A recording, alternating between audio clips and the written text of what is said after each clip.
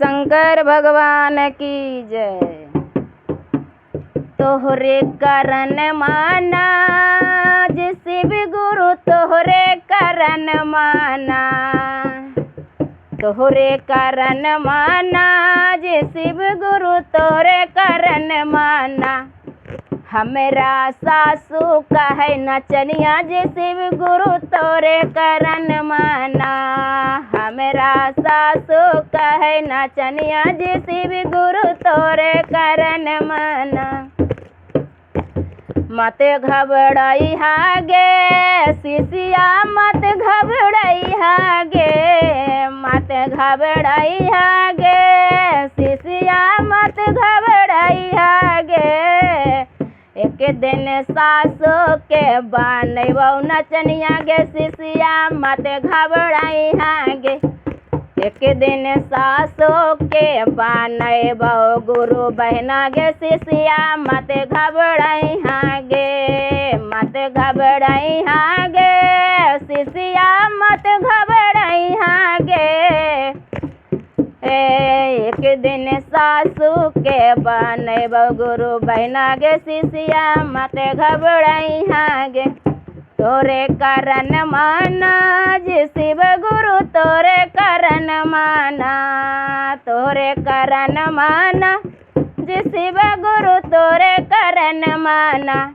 हमरा गोतनो कहे नचनिया जे शिव गुरु, तोरे करन माना।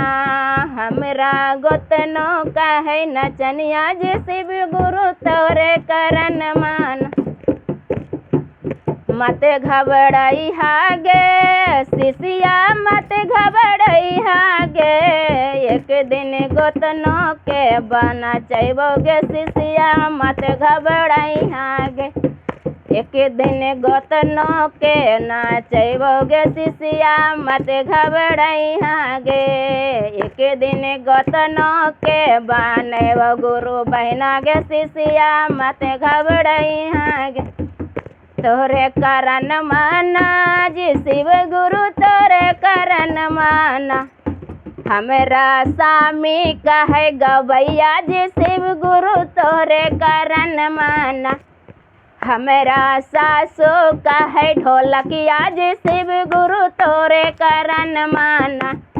मत घबराई हागे शिष्या, मत घबराई हागे, मत घबराई हागे शिष्या, मत घबराई हागे। एक दिन स्वामी के बनबो ढोलकिया गे शिष्या, मत घबराई हागे। एक दिन स्वामी के बनबो ढोलकिया गे शिष्या, मत घबराई हागे। एक दिन स्वामी के बनबो गुरु भैया गे शिष्या, मत घबराई हागे।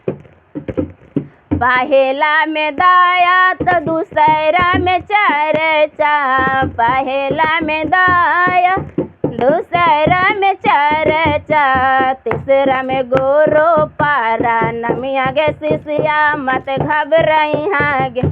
तीसरा में गुरु पारा नमिया गे शिष्या, मत घबराई हागे। बोलिए शंकर भगवान की जय।